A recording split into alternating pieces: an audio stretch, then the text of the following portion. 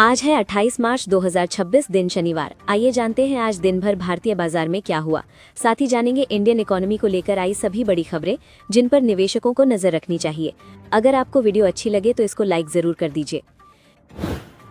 Share बाजार अगले हफ्ते सिर्फ 3 दिन ही खुले रहेंगे क्योंकि 31 मार्च को महावीर जयंती और 3 अप्रैल को गुड फ्राइडे के कारण बाजार बंद रहेगा। इसका मतलब है कि कम ट्रेडिंग सेशन की वजह से वॉलेटिलिटी बढ़ सकती है और बड़े मूव्स कम दिनों में देखने को मिल सकते हैं। निफ्टी 50 के लिए अगला हफ्ता इसलिए भी अहम रहने वाला है क्योंकि बाजार अभी कमजोरी के ट्रेंड में है। एक्सपर्ट्स मान रहे हैं कि फिलहाल 22,000 से 23,200 के बीच ही असली जंग देखने को मिल सकती है, जहां से अगली दिशा तय होगी। पिछले हफ्ते निफ्टी 2% से ज्यादा गिरा, जिसकी सबसे बड़ी वजह वेस्ट एशिया तनाव रहा।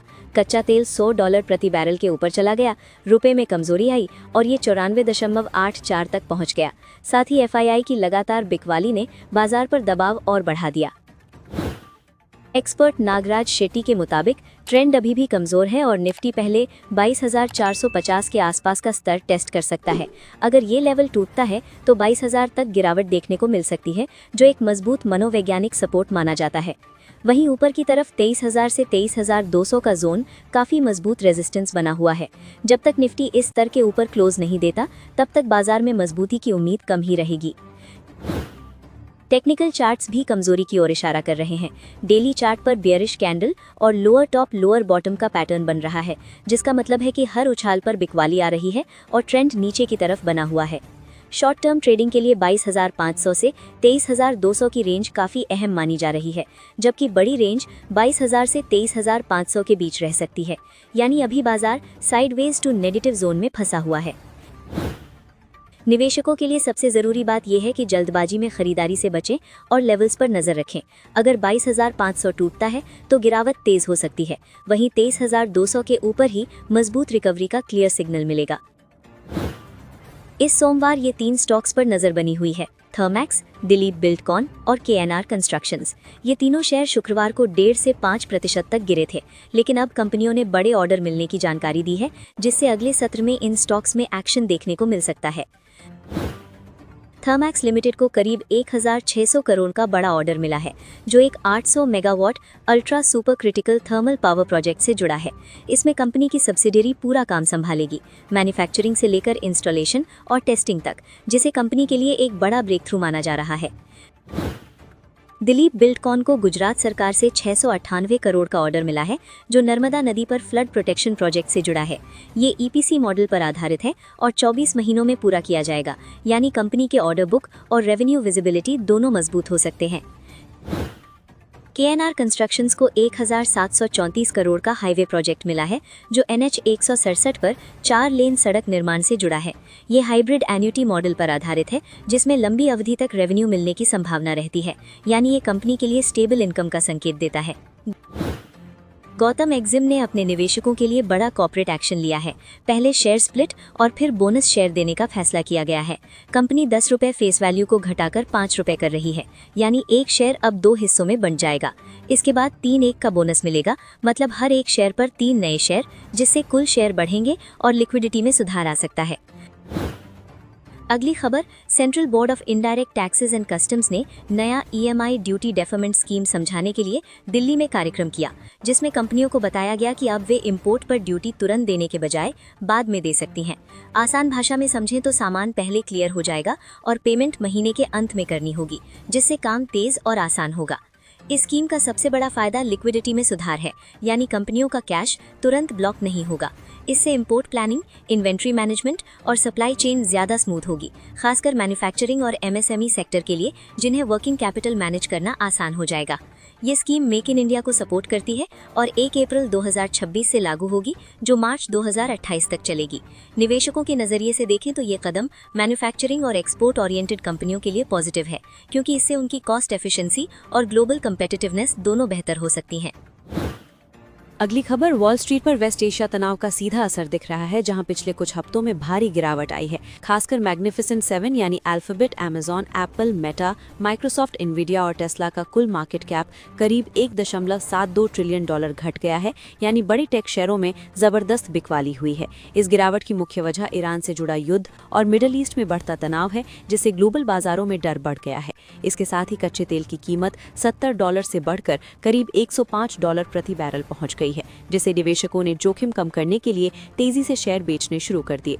इसका असर इकोनॉमी पर भी दिखने लगा है। तेल महंगा होने से ट्रांसपोर्ट, बिजली और प्रोडक्शन की लागत बढ़ रही है, जिससे महंगाई बढ़ने का खतरा है।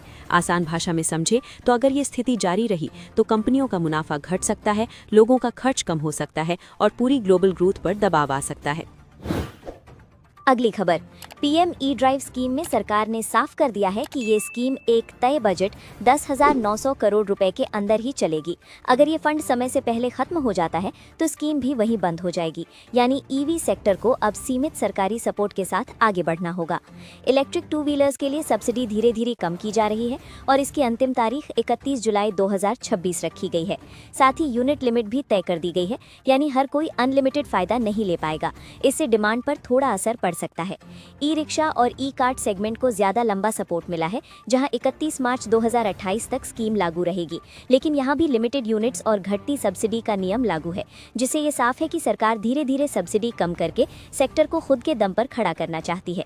निवेशकों के नजरिए से देखें तो शॉर्ट टर्म में ईवी कंपनियों पर थोड़ा दबाव आ सकता है, खासकर जहां डिमांड सब्सिडी पर ज्यादा निर्भर है, लेकिन लॉन्ग टर्म में ये सेक्टर के लिए अच्छा संकेत है, क्योंकि अब वही कंपनियां टिकेंगी जो बिना ज्यादा सब्सिडी के भी मजबूत बिजनेस मॉडल और डिमांड बनाए रख सकती हैं।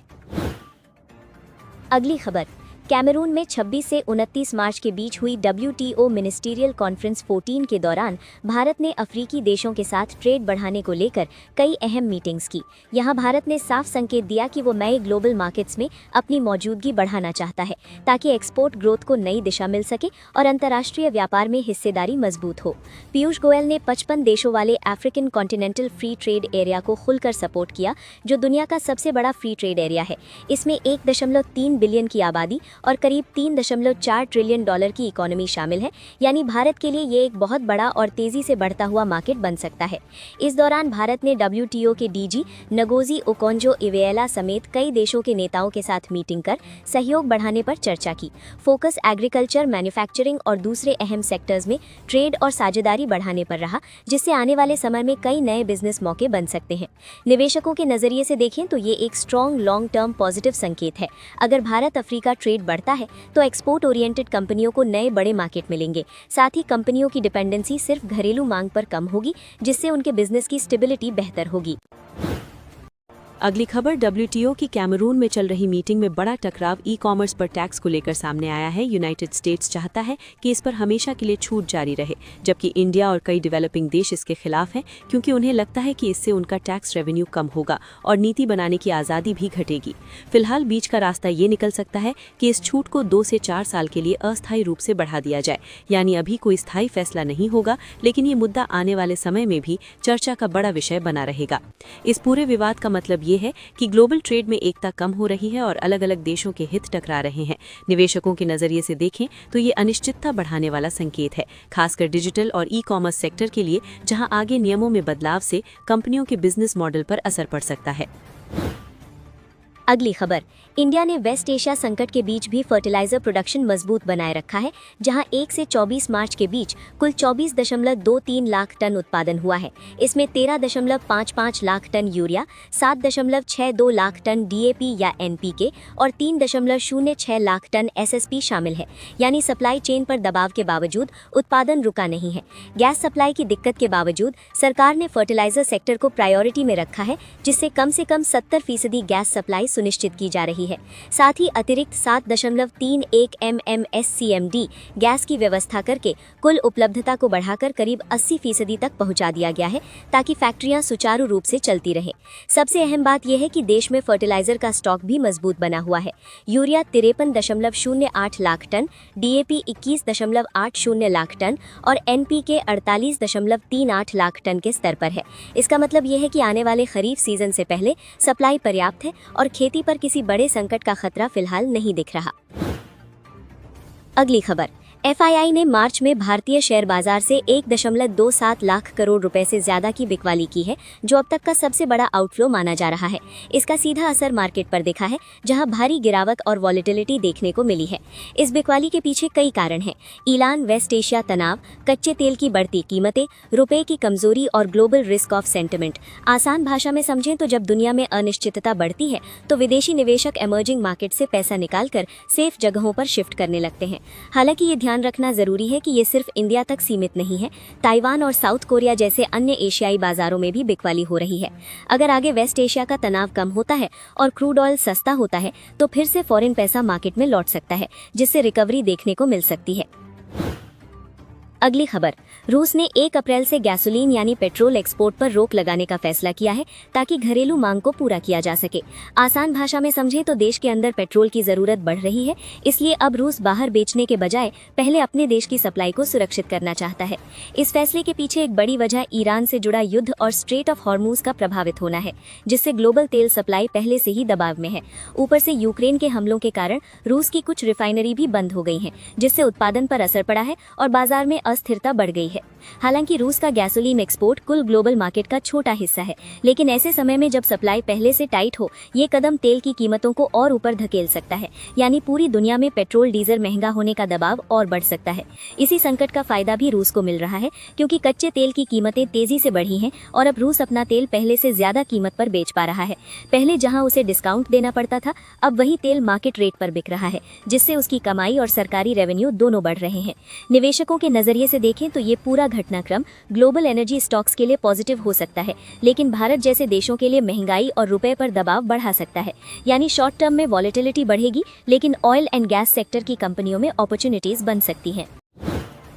अगली खबर, नरेंद्र मोदी ने सभी राज्यों के मुख्यमंत्रियों और उपराज्यपालों के साथ बैठक करके साफ कहा कि वेस्ट एशिया का हालात तेजी से बदल रहा है, इसलिए हर दिन निगरानी और तेजी से फैसले लेना जरूरी है। सरकार पहले से ही एक इंटर मिनिस्ट्रियल ग्रुप के जरिए रोज हालात पर नजर रख रही है, ताकि कोई भी संकट अचानक बड़ा ना बन जाए। सरकार का फोकस साफ है, देश में पेट्रोल, डीजल और LPG जैसी जरूरी चीजों की सप्लाई बनी रहे, महंगाई कंट्रोल में रहे और इंडस्ट्री व सप्लाई चेन बिना रुके चलती रहे। राज्यों को भी सख्त निर्देश दिए गए हैं कि जमाखोरी और कालाबाजारी पर तुरंत एक्शन ले, ताकि आम लोगों को किसी तरह की दिक्कत या घबराहट ना हो। खास तौर पर आने वाले खरीफ सीजन को देखते हुए खाद की उपलब्धता पर नजर रखने को कहा गया है, ताकि खेती पर कोई असर ना पड़े। साथ ही अफवाहों और गलत खबरों को रोकने पर जोर दिया गया है, क्योंकि ऐसी चीजें पैनिक बढ़ा सकती हैं। सरकार चाहती है कि जैसे कोविड के समय मिलकर हालात संभाले थे, वैसे ही इस बार भी टीम इंडिया अप्रोच से सब कंट्रोल में रहे। अगली खबर, सरकार ने वित्त वर्ष 2027 के पहले आधे हिस्से के लिए अपना बड़ा उधारी प्लान सामने रखा है, जिसमें करीब 8.2 लाख करोड़ रुपए बाजार से जुटाने का लक्ष्य रखा गया है। ये पूरे साल के संशोधित टारगेट 16.09 लाख करोड़ का लगभग आधा है। यानी सरकार शुरुआत में ही बड़ा फंड जुटाकर खर्च और विकास को सपोर्ट करना चाहती है। ये पैसा 3 साल से लेकर 50 साल तक की अलग अलग अवधि वाले बॉन्ड के जरिए जुटाया जाएगा, जिसमें सबसे ज्यादा हिस्सा 10 साल के बॉन्ड से आएगा। आसान भाषा में समझें तो सरकार निवेशकों से पैसा उधार लेती है और बदले में उन्हें तय समय बाद ब्याज के साथ लौटाती है। इसी को सरकारी बॉन्ड कहा जाता है। इस प्लान में 15,000 करोड़ के ग्रीन बॉन्ड भी शामिल हैं, जो खास तौर पर पर्यावरण और क्लाइमेट प्रोजेक्ट्स के लिए इस्तेमाल होंगे। साथ ही RBI ने शॉर्ट टर्म जरूरतों के लिए 2.5 लाख करोड़ रुपए तक की WMA लिमिट तय की है, ताकि सरकार के पास कैश की कमी जैसी स्थिति में तुरंत फंड उपलब्ध रहे। अगली खबर, रिजर्व बैंक ऑफ इंडिया ने एक बड़ा फैसला लेते हुए बैंकों की डॉलर होल्डिंग पर सख्त लिमिट लगा दी है, जिसे NOP-INR कहा जाता है। आसान भाषा में समझें तो अब बैंक कितने डॉलर खरीद कर या बेच कर रख सकते हैं, उसकी एक तय सीमा होगी, जिससे करेंसी मार्केट में कंट्रोल बढ़ेगा। इस नए नियम के तहत RBI ने बैंकों की ओपन डॉलर पोजीशन को $100 मिलियन तक सीमित कर दिया है और 10 अप्रैल तक इसे लागू करने का निर्देश दिया है। जिन बैंकों के पास अभी ज्यादा डॉलर पड़े हैं, उन्हें मजबूरी में बेचने पड़ेंगे, जिससे बाजार में डॉलर की सप्लाई अचानक बढ़ सकती है। जैसे ही मार्केट में डॉलर की सप्लाई बढ़ेगी, उसकी कीमत पर दबाव आएगा और यही रुपया मजबूत होने की सबसे बड़ी वजह बनेगी। एक्सपर्ट्स का मानना है कि इसी कारण सोमवार को इंडियन रुपी में तेज उछाल देखने को मिल सकता है, लेकिन ये असर शॉर्ट टर्म का भी हो सकता है, अगर ग्लोबल फैक्टर्स फिर से डॉलर को मजबूत कर दें। अगली खबर, आरबीआई ने पेमेंट्स विजन 2028 लॉन्च किया है, जिसमें डिजिटल पेमेंट को और सुरक्षित और आसान बनाने की तैयारी है। इसमें इलेक्ट्रॉनिक चेक्स लाने की बात हो रही है, यानी भविष्य में बिना फिजिकल चेक के ही वही काम ऑनलाइन हो सकेगा, जिससे स्पीड भी बढ़ेगी और फ्रॉड का खतरा भी कम होगा। आरबीआई एक नया शेयर्ड रिस्पॉन्सिबिलिटी फ्रेमवर्क भी लाने पर विचार कर रहा है, जिसमें अगर कोई अनऑथराइज्ड डिजिटल ट्रांजैक्शन होता है तो उसकी जिम्मेदारी सिर्फ ग्राहक पर नहीं होगी, बल्कि भेजने वाले और पाने वाले दोनों बैंकों की भी जिम्मेदारी तय होगी। साथ ही यूजर को ये कंट्रोल भी मिल सकता है कि वो खुद तय कर सके कि कौन सा पेमेंट मोड चालू या बंद रखना है। इसके अलावा अब ई कॉमर्स प्लेटफॉर्म्स और डिजिटल पेमेंट से जुड़े बड़े प्लेयर्स को भी सीधे आरबीआई के नियमों के दायरे में लाया जा सकता है, ताकि पूरे सिस्टम में पारदर्शिता और सुरक्षा बढ़े। साथ ही क्रॉस बॉर्डर पेमेंट्स को तेज और सस्ता बनाने और फ्रॉड रोकने के लिए नए सिस्टम और डेटा फ्रेमवर्क पर भी काम किया जा रहा है। अगली खबर, इंडिया अब अपनी ऊर्जा सुरक्षा को मजबूत करने के लिए रूस के साथ फिर से डील बढ़ाने की तैयारी में है। खास तौर पर एलएनजी यानी गैस की सीधी खरीद दोबारा शुरू करने पर बात चल रही है, ताकि अगर मिडिल ईस्ट से सप्लाई में दिक्कत आए तो भारत के पास बैकअप बना रहे। हाल ही में नई दिल्ली में पेट्रोलियम मंत्री हरदीप सिंह पुरी और रूस के deputy energy minister Pavel Sorokin के बीच बातचीत हुई, जिसमें एलएनजी डील और कच्चे तेल की सप्लाई बढ़ाने पर सहमति बनी। अगर ये डील फाइनल होती है तो भारत का रूस से तेल आयात करीब 40% तक पहुंच सकता है। इस पूरे संकट का असर सीधे भारत की अर्थव्यवस्था पर पड़ सकता है। निर्यात में 2 से 4% तक गिरावट और महंगाई में 0.3 से 0.7% तक बढ़ोतरी का अंदेशा है। साथ ही रुपया कमजोर हो सकता है और विदेशी कर्ज बढ़ सकता है। इसलिए सरकार जल्दी फैसले लेकर सप्लाई और कीमतों को कंट्रोल में रखने की कोशिश कर रही है।